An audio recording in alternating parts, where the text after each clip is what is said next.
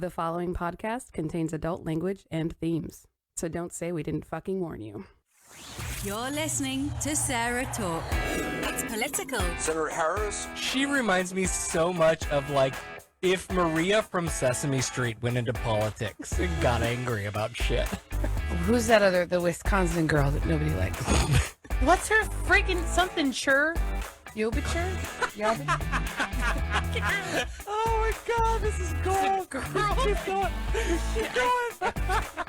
Critical. They care about the life of the unborn child, but once it's born, you know, it should pull up its little bootstraps and go get a second job and fucking take care of itself, you know? And positively LGBT positive. Look, whenever there's someone coming after my community, they are either wearing a MAGA hat, carrying a Bible, or more often both. Oh, and occasionally completely absurd. Oh, they're shutting us down. They're deplatforming us. I do a pretty good Alex Jones voice. They're turning the frogs gay. Okay, you're sleeping in the child's room tonight because there's no way you're sleeping next to me. That is disgusting. I'm going to have nightmares. And now, from Haines City, Florida, your host, Sarah Austin. Hey, everybody. Welcome to SarahTalk. I'm your host, Sarah. And this is a weird episode today. We're 10 o'clock in the morning on February 21st. But I have a special guest in studio with me today. It is Taylor Aguilera with Equality Polk. Hello, everyone. Welcome. Thank you for coming in and doing this. So let's just start out. Tell me a little bit about you and how you got involved. This isn't the only thing that you do. You're involved in a number of other organizations locally too. So just talk a little bit about yourself. Yeah, so I am a Polk County native. I was born in Lakeland, raised in Winter Haven, currently live in Auburndale. So, I've done the whole Polk County tour. Mm-hmm. I am a mother to two wonderful little boys. I currently work as a field organizer for the Florida Democratic Party. I'm the president of the Polk County Young Democrats and a founding member of Equality Polk. We're a new organization around here. When do you have time for all of this stuff? I don't. I forgot I'm a college student Oh, too. Jesus Christ. So I do everything. It's funny because, like, I think between our schedules, it was just, we've been trying to do this for weeks now, Yeah. at least. With my crazy ass work schedule, and now I'm getting more involved with other local organizations and things. It's just, getting people together is really tough. It is tough. And hey, maybe that's a thing that kind of foreshadows a little of some of the things that we're working toward and why, we talk a lot about voter turnout and apathy and all of this stuff. I'm a anti-capitalist, and largely because I think we are so tied to the machine that we just can't be engaged and involved in things that we should be. And so for a long time, I didn't care. I didn't want to be. I was happy and content to do the career thing. And then it got to a point where it started affecting me personally. And I'm like, now I want to be involved. I want to go to the LGBTQ caucus. I want to go to all of these meetings and get involved and do more things. But also I have this garbage work schedule and like I have kids that I'm trying to raise and family. And like, there's all of these other things that are in the way of that. Anyway, it's just frustrating. I know what you mean completely. Okay, so Equality Polk is a new thing. People might be familiar with like Equality Florida. Most states now have an equality state name organization. Mm-hmm. So let's start sort of at that state level, and we'll talk about the legislative efforts that have just been failing for decades. But the idea is we need the federal government to pass legislation that will update the Civil Rights Act to include sexual orientation, gender identity. And I've been beating on this drum for a long, long time. Again, if you read it with the intent of the law, the intent was to say you shouldn't be able to be discriminated against because you belong to a class of people. And here are some examples. Unenumerated clause. But the interpretation has been a very textual originalist. If it wasn't listed in that list, well, then Too bad. that doesn't count. Yeah. Yeah. So the response has to be, all right, well, fine. If that's how you're going to interpret it, then we need to add the words we need to add. And yet that continues to fail nationally. So then we look at, okay, well, we can enumerate that at the state level, but we can't because we've been trying to pass that for ages. This is an article from the Florida Phoenix, February 11th. And this is what surprises me, I guess, or what's most frustrating about this legislative attempt in Florida is the co-sponsor list on this bill is huge. There's huge support for this. Bipartisan support at that. Yeah. Even from Polk County, Representative Sam Killebrew is one of the co-sponsors for the Competitive Workforce Act. Yeah. And yet, so this is 40% of Florida lawmakers in the House and Senate are sponsoring legislation to make it illegal for an employer to fire a worker because they're gay, lesbian, bi, or trans. So the concern that came out of this is, so we're just past the halfway mark in the Florida legislative session. And the odds are this one isn't going to even be heard in committee. And so over a decade, they've been trying to pass some version of this. This one's the Florida Competitive Workforce Act. Last year, there were two different sort of competing ones that were similar but had differences. And they point out here that more than 60% of Floridians already have LGBTQ protections as a result of local human rights ordinances passed by 12 counties and 31 cities. But obviously, we need to expand that statewide. But that speaks to the work that you all are trying to do with Equality Polk. Right. Right. Yeah. So even though 60% of the state, cities, municipalities, county councils, even though they have been able to pass human rights ordinances, 0 cities in Polk County have a human rights ordinance in place. Right. Our school board doesn't have anything in place, and we have some good friends on the school board that are working to change that, and we've got to get some more friends on these councils in order to get these things passed. Yep. I know there was so I'll tell you, I work for a government entity, not in Polk County. And I worked for Disney for almost 10 years. And before transitioning, I left there to work for this government agency. And so knowing that Disney handles transition stuff very, very well, like if you're going to work for a place and be trans, it's Disney, because they just know what they're doing. And they're super supportive, and they just take care of everything, and it's done very well. But then I went to this other place, and in all of their EOE statements and everything, the sexual orientation and gender identity are not included.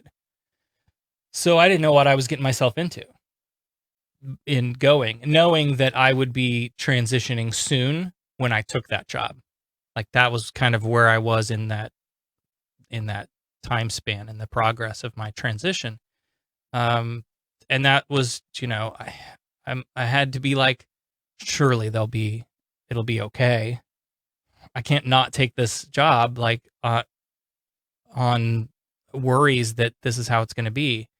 And so I did, and they did fine with it. But that's the kind of stuff that you don't know. You never know how it's going to be handled. Yeah, absolutely. I'm a bisexual woman, so bisexuals, like, we have this thing where, like, we have to constantly come out depending on who our partner is. Yes. So when we're in a heteronormative relationship, nobody bats an eye. But when that relationship ends and I go to date a woman, like, all hell breaks loose. And I've got to start the process all over again. So last year, I was also working for a government entity. And I realized that, like, I'm kind of tired of like not being upfront about bisexuality. It's kind of like that hidden Yes. sexuality that nobody wants to talk about. Yep. So And a lot of misconceptions about a lot. Like about it, we're freaks. You're greedy. yeah. Fake lesbians. We've heard it all. Yep. So I started getting very bold with my family and friends about my sexuality, and I was like, "Am I ready for work? Am I ready to put that out at work?" Because you don't want rumors flying and stuff and extra stress. But I started looking into, would I be protected if my employer didn't like the fact that I was bisexual? And I was feeling kind of left out of the water cooler conversations because all of my coworkers were talking about their dates with their boyfriends, and I was dating a woman at the time, and I wanted to, kind of chime in. So I said, you know what? I don't care. Like, if I'm the one who's going to be fired, let me be the one to be fired instead of someone else. Right. So June 1st, 2019, I put pride flags out on my cubicle, and just kind of my middle finger, just Nice. like, come say something. And nobody actually said something. Wow. But what happened was my LGBT coworkers, they started putting pride flags out on their desk, and it was just this awesome that's cool. silent protest across the office. And we were visible, like people who, even me being a part of the community, I had no idea that some of my coworkers were LGBT, and once they put the pride flags out, it was like that safe space of like solidarity. It was awesome. Yep. And on one hand, you want to say, like, if you're in a place where you feel comfortable and you can do that, and let them fire you. There's how many organizations are out there waiting to pro bono you in court? Like, exactly. There's plenty of legal counsel that will take on a case like that.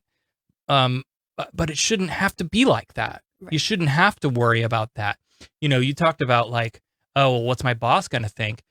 And that may go great, and then you get a new boss, and that all changes. Like, things were going good, and now this new person comes in, and they have completely different backwards views, and all of a sudden the work environment changes completely. Yeah. So let's get back to sort of the local protections, right? So if Congress isn't going to pass anything and the state's not going to pass anything, then we'll go grassroots, city to city, county to county, and try to protect people at that level. And I know Davenport was was that the first sort of proving grounds for a motion to pass a city level legislation here in Polk? Was it? Yeah, it was Haines City and Davenport kind of happened at the same time, and both ultimately had the same result of not passing. Brandon Neild, there's a commissioner in Davenport.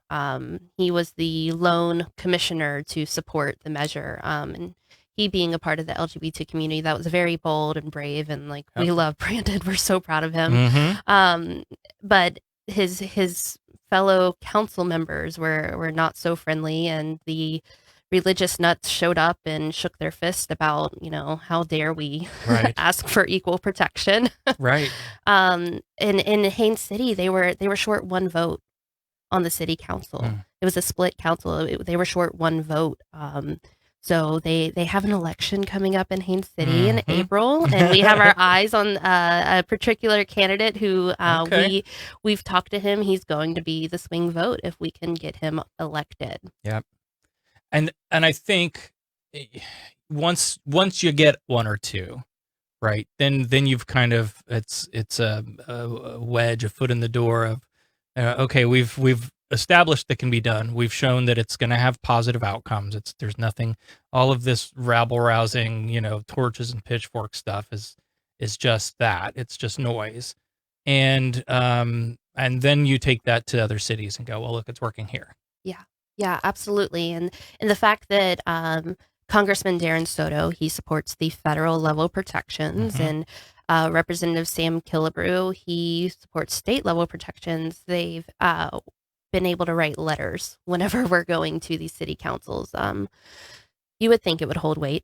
You would think. But sometimes, people just don't care. But it's still nice to have the support of, bipartisan support of this measure. They understand that, like, we are humans. We're not some weird science experiment. Like, we need rights. Yes. And you would think, like, and then there's kind of I don't know, this is surely a misconception too. And we think of these things as monoliths, right? That this is a Democratic issue. This is something Democrats care about because they're the party of equality. But it's human rights. You would think this is something that should speak to everyone. And it's, we talk about, sometimes how interesting it is that you'll have a staunch conservative who's pushed against these things, and it's ungodly, and we're all going to hell, and we caused the hurricanes, and then their kid comes out as gay or someone close to them, and they start to like humanize and change their position on things. Now it doesn't always happen. That's not to say that you just need to know somebody who's a member of the community to get on that side, but I don't know. I think that's something that's interesting.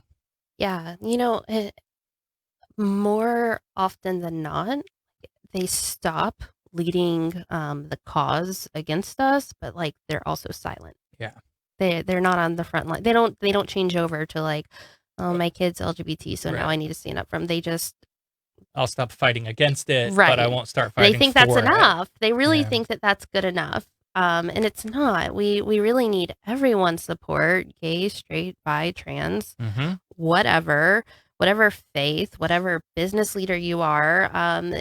We need allies on our side if this is going to ever pass. That's something that that also surprised me about the state level legislation is that Florida businesses overwhelmingly support this, right? They understand that in order to run my business, major corporations, to run my business in the state, diversity is a good thing for business. And so I want people to be protected in my state that I'm going to do this business in. And, we've seen threats to not cancel, but deny contracts, like decline. Well, I'm not going to open up my new business in Florida. We're going to go look somewhere else that's more inclusive. Just to try to put, capitalism's garbage. But when it can put pressure on lawmakers for the right things, at least the outcomes are good. But here, I mean, you have, this is back to that article, Walt Disney World, CSX Transportation, Darden Restaurants, that owns a whole bunch of different chains, Florida Blue Health Insurance, Wells Fargo. And Wells Fargo was, I think I have this pinned for later, was one of the companies that pulled out of the Florida Voucher Scholarship program that was going towards schools that discriminate against LGBTQ students. So you have bipartisan support. You have business support. What the hell? What's holding us back? Like, what's the thing that needs to tip us over the edge? So I think education is a big factor in this. All of our cities and municipalities now put out pride proclamations in June, which is so nice and it feels good. And by God, did we fight to get that in the first place. But they think that that's enough.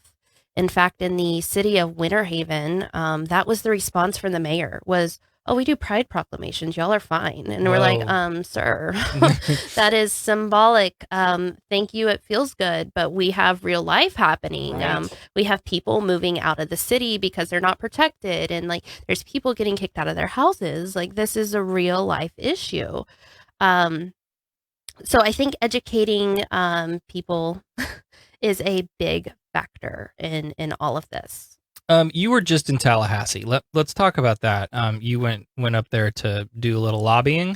Yes. So talk about that. What was that like? Wow. A lot of people don't know. A lot of people don't get to do that. I just need to quit my job for 6 weeks out of the year to move up there permanently, at least semi-permanently, because, I'm a big government and civics nerd. So like textbook wise, I understood the process. Yep. And when I got up there, I was like, holy crap. Everything just moved so incredibly fast. And I'm like, you really have to like live up here to like know what's going on, because by the time they post it online, it's too late. Like you've missed the point. Wow. It was just such an incredible experience. We went to our representatives in Polk County, and we were trying to find we were trying to get them to vote against the Parental Bill of Rights. For those who don't know, the House Bill Parental Bill of Rights would expand what a teacher has to mandatory report. So they already have to report if a student's suicidal or facing abuse or going to hurt someone, which is great. That needs to stay in place. But this expands it to if a student comes out to a teacher as LGBT, then the teacher has to call home and let the parents know. Right. And there was some other very bizarre things peppered in there where you can opt out of vaccines. Yep. You can opt out of sex education. Yep. You can opt out evolution-based science. Yep. So climate change. Yes. All of these horrible things peppered into this bill. So what we did is we went representative by representative. We left Kelly Stargell out of it because she sponsored the Senate bill, but we did hit Ben Albritton's office as well. And we took a news article from Haines City. Back in December, there was a 17-year-old boy dumped on the side of the road. Yes. Because his dad found out he was right gay. down the road here. Yeah. Yeah, we talked about that. Yeah, so we printed out that news story and went representative to representative with the story. We're like, look, not every parent is perfect. Yep. This is a real life situation for what happens to LGBT youth when they come out to non-supportive and non-inclusive parents. You are literally asking for a death sentence if this passes. Whether it's suicide or an abusive parent, there's going to be consequences. And like, how horrible would it be as a youth? Like you build a relationship with your teacher, come out to them, and before you even made it off the bus, your parents there ready to just whoop your ass. Right. And you, God, that does so much, because now I thought I had a trusted adult who betrayed me, even though they may not have wanted to. Right. But the law demands it. How will you ever be able to trust again? You already have, in that scenario, a poor relationship with your adult parents. Right. Now you thought you found another trusted adult. Now it's going to be even that much harder to trust anyone ever again with anything. Right. So, how was that received? It was an education thing. I'm telling you, like so many of them. Gosh, do they just come from the? Because this is what's in my head. Let me play. Here's what's in my head. You tell me how wrong I am. Because I sort of think like, oh, they're probably coming at it like, well, as a parent, this is what I would do. So this is probably good. Like I wouldn't treat my kid any differently, even though they might. Yeah. But that they're not thinking of the potential parent who would lose their fucking mind if their kid came home, and you just found out from the school that they're gay. Well, I won't name any names, but one of the aides that we met with, I was talking to her, going over, that exactly. She's like, well, if you're a parent, wouldn't you know if your kid was LGBT? Oh, honey. Bless your heart. Oh, and there were several of us from the community in there, and like all of us, it took everything to keep the poker face and not just be rude. Right. And you could hear all of us just collectively. Yeah. So we kind of had to educate her that like, no, actually. Right. I know in my case in particular, I did a great job at hiding it for a very long time. Yep. Very long time. Like, do these people think like, oh, well, my kid doesn't have a lisp, so they're not, you know what I mean? Like that stereotypes of what gay is. And that's how I would know. I really think that that's what she was thinking. Like, if my son was in the makeup, then he must be gay. Like they don't understand. Oh, he's a theater kid. Right. Right. He auditioned for the play. Like, that's it. I really think that that's what a lot of people's mindset is on. I mean, the stereotypes are strong. So the more that we're out and visible and show them that we're not stereotypes, the further along we're going to get. But we're not there yet. Also, I think, too, look how, I mean, it's so frustrating to not be there. But also, I just look how far we've come in my lifetime. And I think like, okay, I grew up in a time where, so I was dealing with this stuff in the 90s. And I often say like we were jokes on the Jerry Springer show, you know, I didn't know my wife was a man kind of stuff. And so my story was during puberty is when I really started to notice that there was a difference. I was your stereotype boy child all throughout, into He-Man and G.I. Joes and all of this boy stuff, traditional boy stuff. And then as I went through puberty and my body was changing, something just wasn't right. And I was trying to figure this out. And so to access feelings of femininity, I would, you know, sneak in and steal my mom's bras and stuff like that. And then I'd get caught over and over again. And so they took me to therapy, and I was diagnosed with depression and ADHD, and that wasn't treated. The depression was never treated until about 3 weeks ago.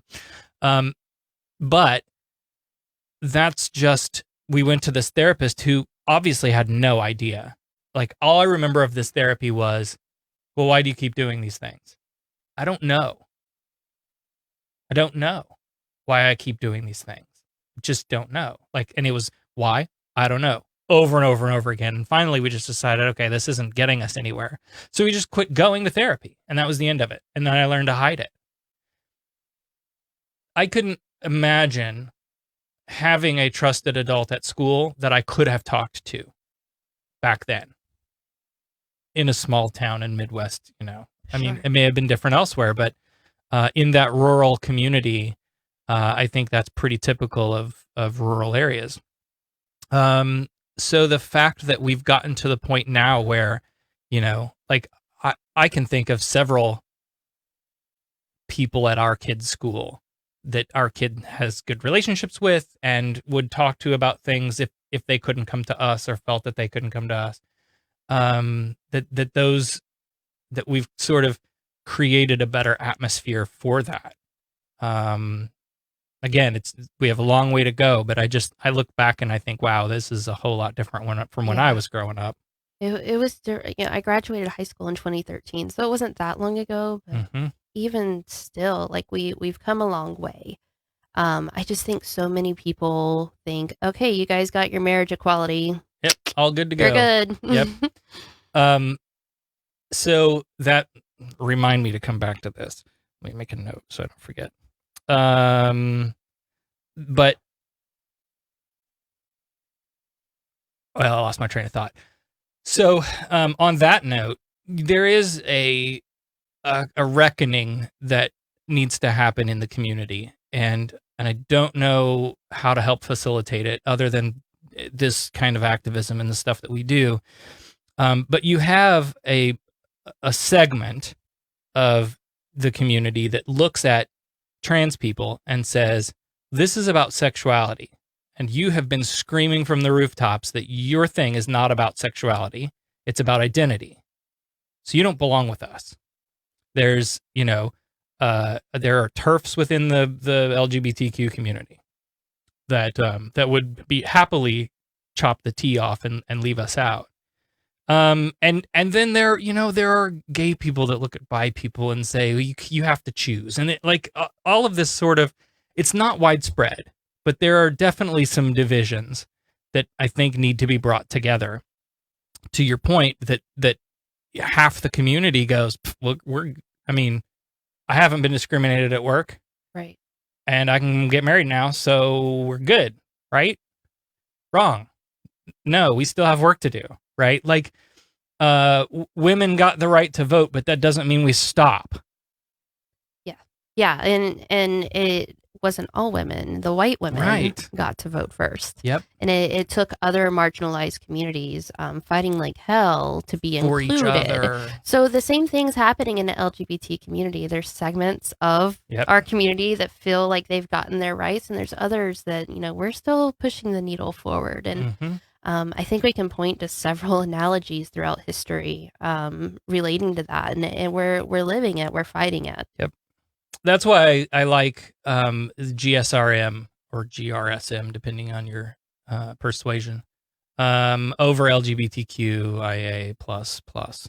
And I've been selling that just about everywhere that's listening, because it divides up the community in gender, sexuality, romantic as a group of minorities together under one sort of banner, where when we do the alphabet soup acronym, it's everybody gets their own letter, and it's just confusing for people, and even people in the community are confused. And then you have some people who are like, well, but I want to add an A for ally because I'm an ally.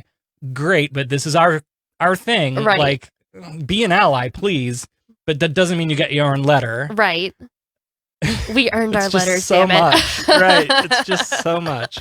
I don't know. I'm a big proponent of GSRM, and I start to see that taking off more and more. Okay, so you're in Tallahassee, and you got, it was educational for some of these people. What were the reactions? Did they come out? Did they say things like, "Wow, I hadn't thought of that before," or was it sort of a closed, "Well, thanks for your time and bringing this to my attention. I'll put some thought to it," or? Yeah. A lot of them were like, wow, I had no idea. One lady, we cried together. I did so good not crying the entire trip, and literally the last office that we were at, we were just kind of blubbering to each other. No. I mean, it was a touching moment, and it was nice that like she received the depth of the message.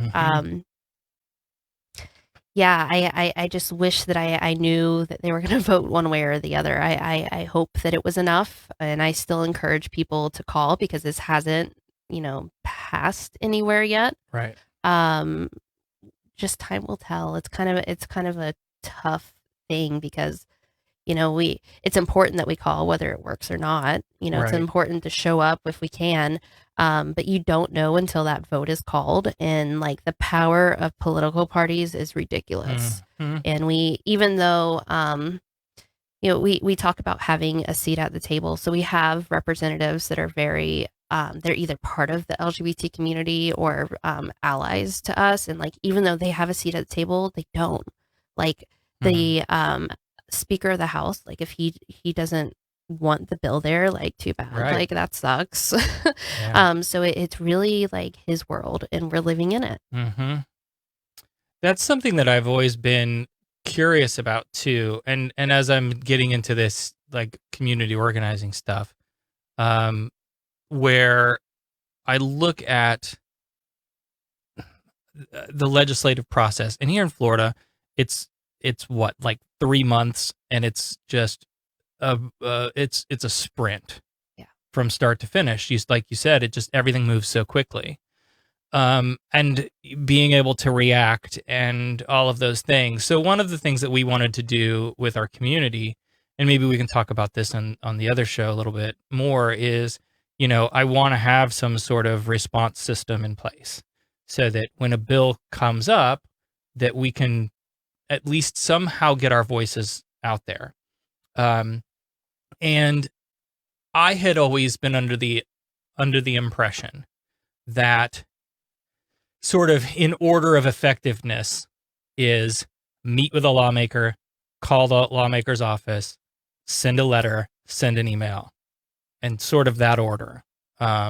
So I worry that it's such a hard position, because on one hand I worry that we all get these action alerts, resist this legislation, go here and send our pre-written, you can add to it and change things, but here's a pre-written form letter that you can send to urge your senator to oppose X. And we all do those. How effective is that? I know aides are taking, thumbs up, thumbs down, tally votes of who's being loud in opposing or supporting, to try to get the pulse of the electorate, of the constituency. But is any of that, at the end of the day, how effective is that? Are we spinning our wheels? I would love for a world where we could all just go to Tallahassee and, or schedule a meeting at the local office, or whatever. But again, we go back to this. We're in a system that's been designed to keep us busy. Yeah. And not participating. Yeah. For a long time, I was participating in those action alerts. And going face to face was completely different. And, Tallahassee is 4 hours away from here. There's no way. You have to make an overnight trip. Yep. And I understand we have local offices, but I've been to a local office before, and unrelated to what we're talking about. I had some issues with SunPass, like major issues with SunPass. And at the time, Colleen Burton was my representative. So I just waltzed into her Lakeland office and was like, I need help. And it happened to be while session was going on, and her aide was like, I'm sorry, she's not here. You have to wait till she gets back from Tallahassee. And I'm like, why do you have an office open then? Right. Like, you have a phone. Can you call her and let her know this is going on? So you can get the runaround. I really think that it comes down to who you're dealing with. I tried to visit my own representative while I was up there, Josie Tomko, and the reception I got when I got to her office was not good. I walked in and got screamed at by the aide while I was trying to introduce myself as a constituent. And someone who was with me had been trying to get a hold of her office previously, and nothing, no phone calls returned, no emails responded to, not even a confirmation, hey, we got your email, nothing. So when I show up, and I just drove from Auburndale to Tallahassee, and you're gonna scream at me. Wow. It was just very, very disheartening. And we've got to get accessible legislatures. Even if they don't necessarily agree with us, if they're accessible, they can at least listen to what we have to say. Can I tell you, because I'm not representing my nonprofit on this show, I can make endorsements. We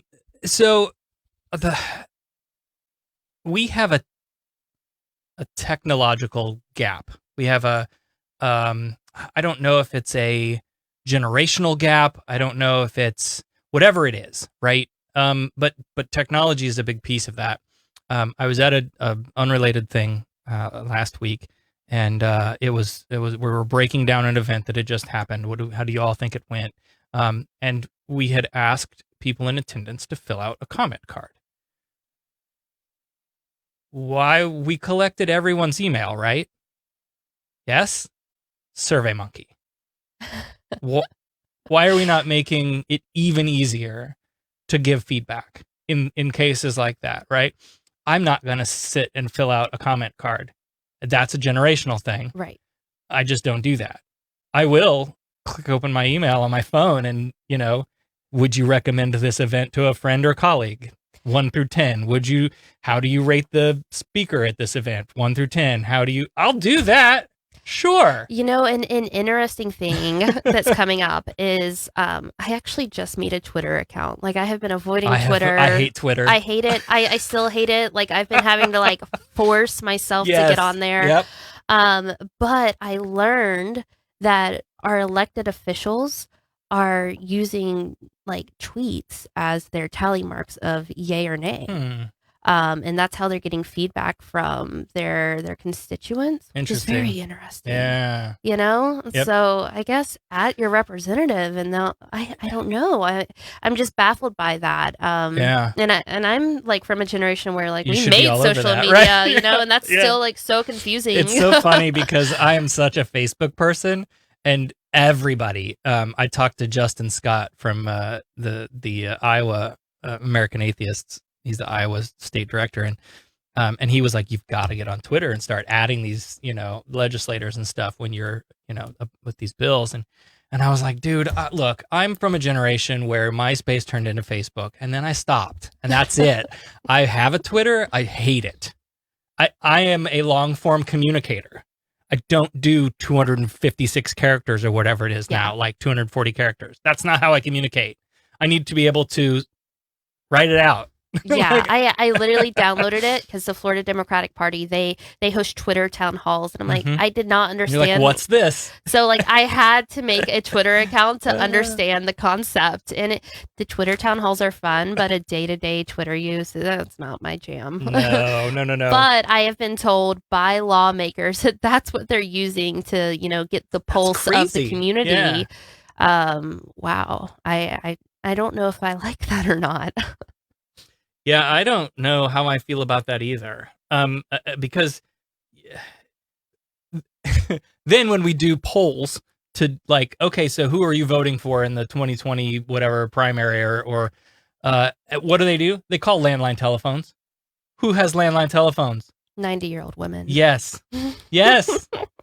Then so we're electing people on landlines and we're following legislation on Twitter. This is so bizarre.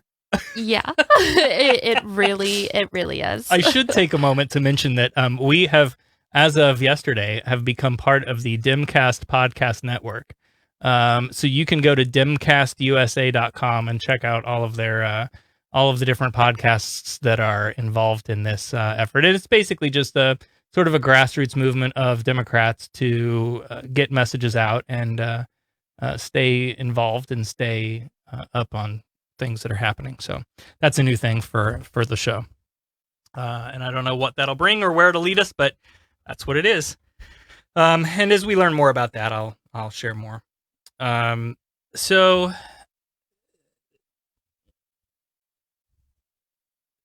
I'm left with this weird feeling of like, great, what do we do? Yeah. So I too, I too had that feeling. And that's where Equality Polk stemmed from. Is like, okay, so Davenport didn't work out, Haines City didn't work out. Do we just take that answer or do we run with it? And I keep thinking back to Stonewall. The people of Stonewall had been harassed for so long where like it was just kind of their normal routine of like, okay, the cops are going to come bust us up and we're just going to get arrested and bailed out and we'll, just keep going with it. And it took people picking up pennies and bottles and throwing them back for something to happen. So I think about what we're going through in Polk as far as human rights ordinances go. And do we keep, going along with the status quo and allowing them to throw us in jail and, not quite literally that, but right. like kicking us out of our housing and firing us and denying public accommodation? Or do we pick our pennies and bottles up and throw back? And that's where I'm at. And I hope that other people are too. And I think they are because we've had some really good response to this. So we have a meeting next Tuesday. It's the 25th at 7 p.m. 3140 Troy Avenue, inside the sanctuary of the Unitarian Universalist Congregation of Lakeland. We've been coming together and finding out what supporters we have and what their strengths are. And we're playing to those strengths. So me personally, I'm on the action and social media committee because that's where my strengths are. I have no business in the faith leaders community at all. But we have... Me neither, but I keep getting invited. we have faith leaders involved that have a network that we're trying to get more conservative type faith leaders that will join us. We have people who are working from a mental health perspective. We have an education committee that's going to teach our people. So for instance, let's just pick Haines City. When we get ready to go address the city council, our educator chair, she's going to teach us how to get your message out in that 2-minute window that you have to address the city council. I like that. So this is all very organized and very thought out, and it's a process. We're not sprinting towards this because we want this to pass. We want it to be logical. So our next meeting, actually on Tuesday, we're deciding which council we're targeting. We're going to evaluate data, evaluate our resources, and make a plan. So we're expecting probably around June, which would be totally symbolic and amazing. We're hoping that timeline sticks because it would just be badass. Yes. But we're thinking around June is when we'll finally be placed on the agenda and having a vote taken. So I don't want to make any promises, but it sounds like everyone's really leaning towards Lakeland. That's where we have the most resources and the most people who live in city limits. And right. I mean, it hosts the county's Pride event. Right. Every Like year. I was informed by kind of- someone from Osceola County, and it made me laugh. They're like, yeah, Lakeland's the gay mecca of Really? Polk County. Really? And I Okay. tried to argue. I was like, no, it is. And they're like, yeah, you've got Pulse Lakeland and Polk Pride. And I was like, yeah, we do. Yeah. You know what? You're I'll right. take it. I'll Yep. take it. Yes, because the normal stereotype about Polk County is very not that. It's what does Devin Siebold say? More guns than teeth. Yeah.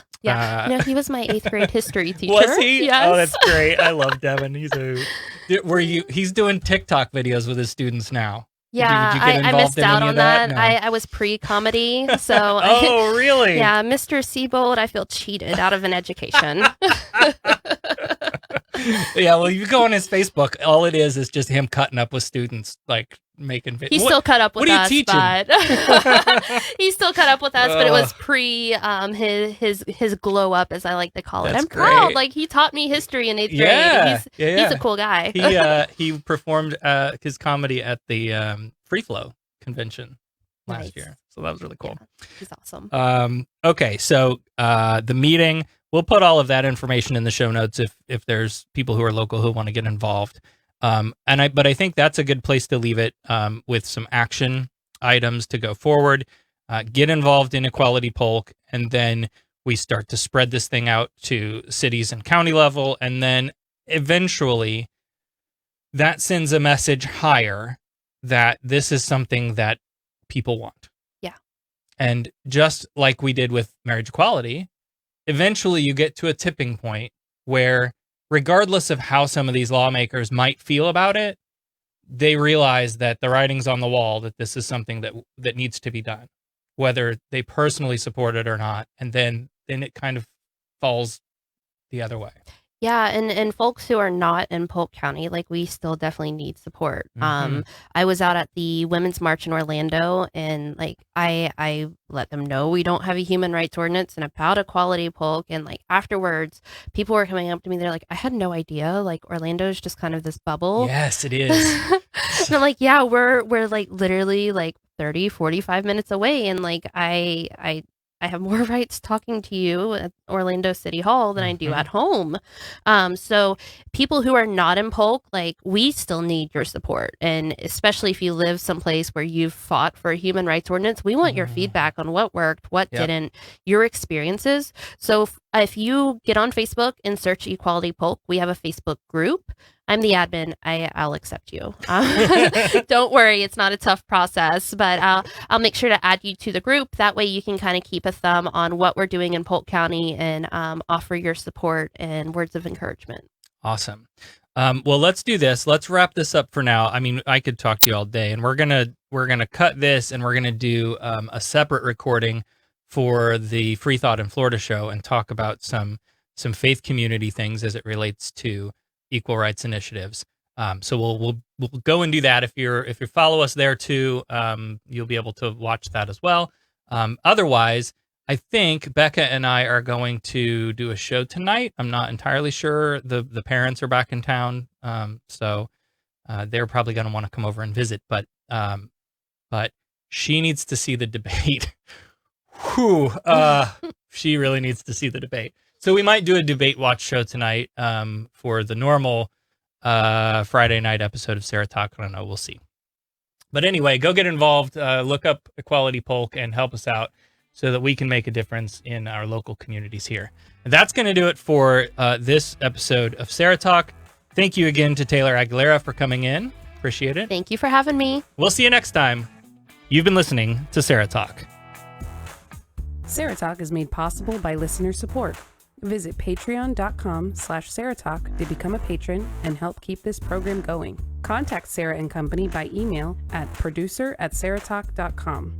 or call 224-40-SARAH. That's 224-407-2724. And follow us on social media, facebook.com/SarahTalkRadio, and on Twitter @SarahTalkRadio. The opinions and information provided on this show are intended for entertainment purposes only. All opinions are solely that of the hosts and their guests. We make no representations as to accuracy, completeness, timeliness, or validity of any information and will not be liable for any errors or damages. Sarah Talk is a production of Sarah Austin Media.